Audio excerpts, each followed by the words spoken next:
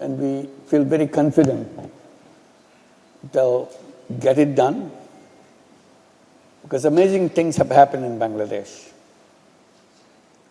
Young people of Bangladesh rose up, gave their lives, gave their blood to create what they have been telling us, to create a new Bangladesh. They felt very frustrated with the old Bangladesh. The journey for the new Bangladesh has begun on 5th of August. And that's what we are looking forward to, make it happen for them. Bangladesh, the old Bangladesh used to be a country of enormous corruption. You cannot match any country with Bangladesh in terms of corruption. We are the champion. The new Bangladesh is dedicated to create a country of zero corruption. You will hear many criticism of the interim government. They're not efficient enough, they're not fast enough, they cannot solve all the problems in 5 months, and all kinds of. But nobody in Bangladesh will say there is corruption in this government. They agree with everybody, no matter who you talk to.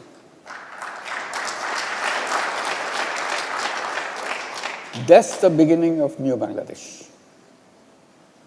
Rest is just a path which you take. How do you get there? It's a very fascinating country. That's what my colleagues were presenting to you. It's a place where things get happen. And the potential of dealing with huge population. Bangladesh itself is the 8th largest population in the whole world. Just a tiny little country. Enormous number of population. So if you look at population as a market, Bangladesh alone is a big market. And then my colleagues were showing that it's not only Bangladesh alone, it's the whole region. It's a kind of unified economic region with Bhutan, with Nepal, with the 7 sisters of India. Nature has put them into one basket. You can't escape that. And we're excited about it. Enormous possibility of hydropower, clean power in Nepal, Bhutan is there. It's waiting to be explored, waiting to be utilized. So clean energy is right there. And those young people, half the population under the age of 25, as my colleague was explaining. It's enormous potential. Young people bubbling with enthusiasm, bubbling with ideas to get things done. And Bangladesh is a very interesting country. Have you ever heard of a bank which lends not to rich people? That's their motto. They don't lend money to rich people. No bank in the world will say that. But Bangladesh does. They created a very funny bank. Lends only to the poor people. Only. Not only they lend money only to the poor, they lend money to poor women. And it doesn't end there. It lends money to illiterate poor women,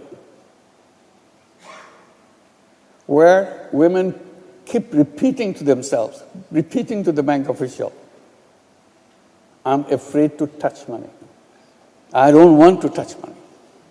She's scared. Because she cannot count. Nobody ever allowed her to touch money. Bank says, no, you touch money. This is your money. We give it to you to start business.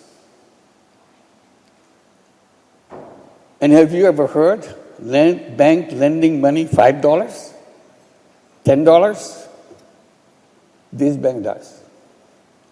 So Bangladesh does all kinds of funny things. And those funny things become big,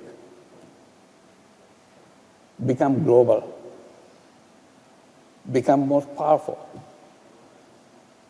It spreads from Bangladesh to everywhere, including in Europe, including in the United States, including all over Latin America, all over Africa, all over Asia. It's a very fascinating country. These women, illiterate women, changed the world. They changed their life in the process. They changed the minds of many, many, many academicians, researchers, policymakers. They did by showing what they can do. Amazing things. Have you ever heard a bank lend less than $1,000 for a housing loan? This bank does.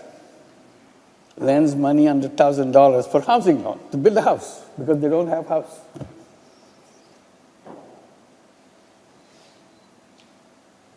And they do in hundreds of thousands of houses, not just few. And they're so proud to own their own house with a bank loan. And they pay back every penny of that money with interest. It's not a free loan. And then this loan, $1,000 housing loan, gets Aga Khan Award for architecture. You never heard of that. Aga Khan Award is given to the most fascinating architecture of the world. And one of the most fascinating architecture of the world is housing loan. The houses built with the housing loan of Grameen Bank.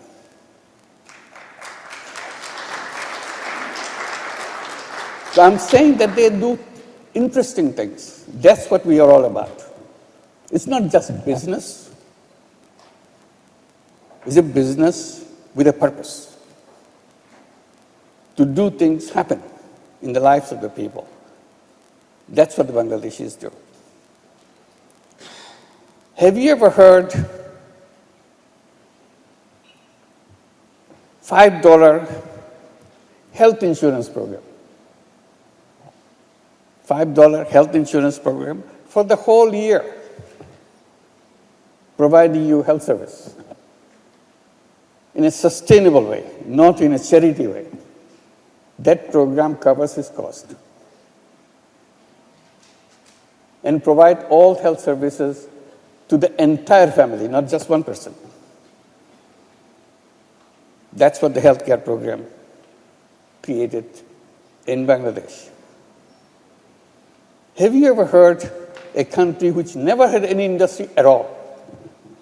Only outsiders created some industry, but Bangladeshis themselves never had it. The Bangladeshis were supposed to be clerks, but little offices and so on. Never a businessman. Out of nowhere, they created garment industry. And in the process, they became second largest garment industry in the whole world. So that's what the government Bangladesh is all about. Do you remember when we didn't have any mobile phone? I hope some of you remember that. You didn't have mobile phone. Nobody has a mobile phone. It didn't exist. And it just started creeping in some rich countries. Bangladesh government decided to issue license, if anybody is interested in mobile phone, to create a mobile phone company. People say, what is a mobile phone? How do you do that? Because our telephone system, like any other telephone system anywhere in the world, were owned by the government, always. Government has a telephone department, Ministry of Telephones, because they provide telephone service. And in Bangladesh, we had the same. government-owned telephone service.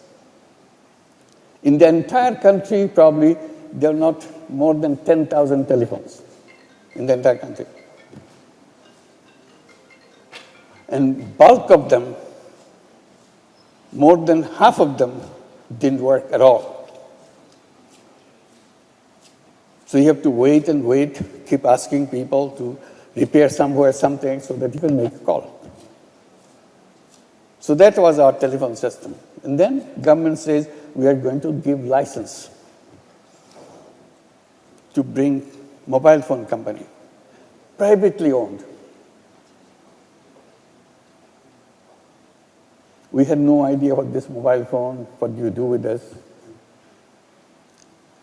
But we applied. Why not? Let's have a telephone company. When I say we are meaning Grameen Bank applied to get a telephone license. And government official asked, you are a bank for the poor women. Why do you need a license for telephone? Then we very proudly says we want to bring telephone in the hands of poor women. It's a shocking thing to say. Still the richest man in the country didn't get the telephone. You're saying you want to bring telephone in the hands of the poor women in the villages. They laughed. These guys are kidding. We said we are very serious. To catch us, they said, didn't you say your borrowers are illiterate? I said, yes, they are illiterate. Aha. If you give the telephone to those illiterate women, how are they going to dial it? They don't know the numbers. So we looked at the eyes of these government officials, answered them by saying, yes, these women are illiterate, but they are not stupid. They are very smart. If we can convince them, pushing these numbers, they can earn money. They will learn it very quickly. After all, there are only 10 numbers in the whole world. You cannot invent 11. Government officials didn't trust it. So they kept on asking questions. In the meantime, we didn't give up. We start talking to companies around the world who can help us to set up a telephone company because we have no idea how to do that. Every company we approached in Europe, in USA, in Asia, they said no. You don't look like the kind of people who can run a telephone company. We didn't give up. Finally, it worked. We found someone who loved Grameen Bank in Norway. He happens to be the chairman of a telephone company in Norway. So I talked to him. He said, okay, we have a telephone company, we'll partner with you. If nobody else does it, we'll do it. Telenor of Norway. But the entire board of Telenor refused it. Their argument is, we never worked in Asia.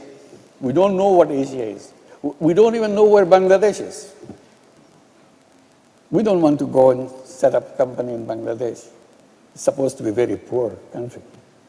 And we're not familiar with that. Chairman was insistent. He said, my friend says he can do it. Let's help him. So that's the beginning of a partnership, because all the officials of Telenor were saying, even if you have a telephone company in Bangladesh, the market will be so limited because these are poor people. And these guys in the company, they are saying they want to bring telephone in the hands of poor women. This company will never work. Again, chairman was adamant. He said, we'll give it a try. So we had a partnership.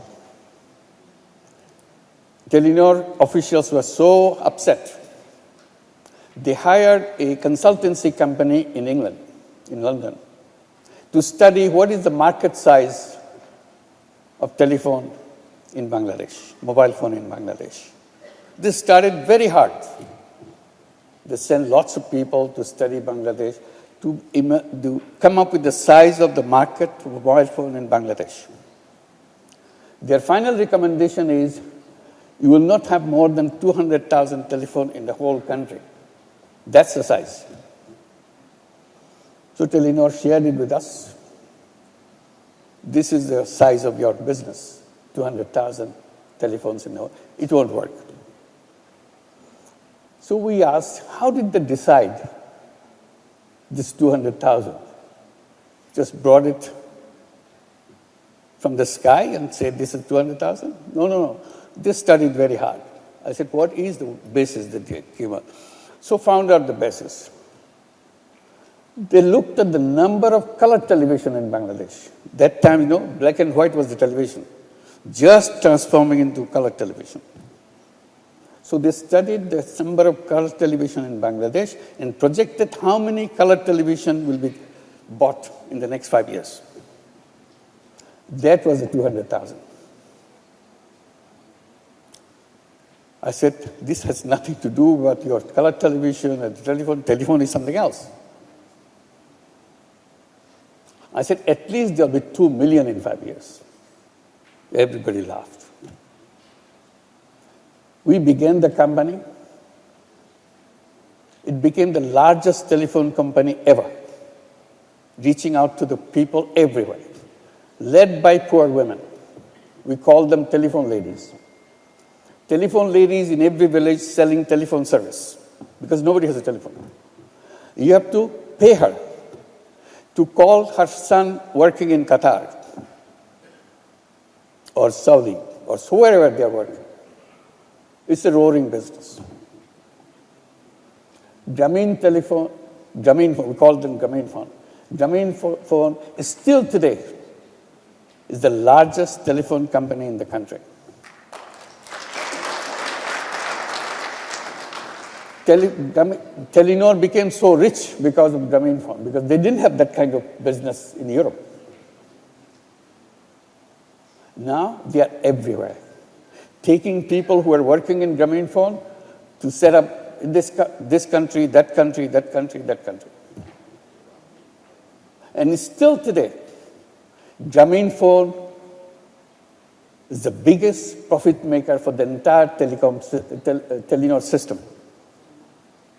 That's what it does. I mention this because amazing thing can happen if you break through from the conventional way of doing business. So here we are talking about a new start, but a very old foundation. And it will be an exciting business for all of us together. That's what we're looking forward to. We want your partnership. Thank you very much.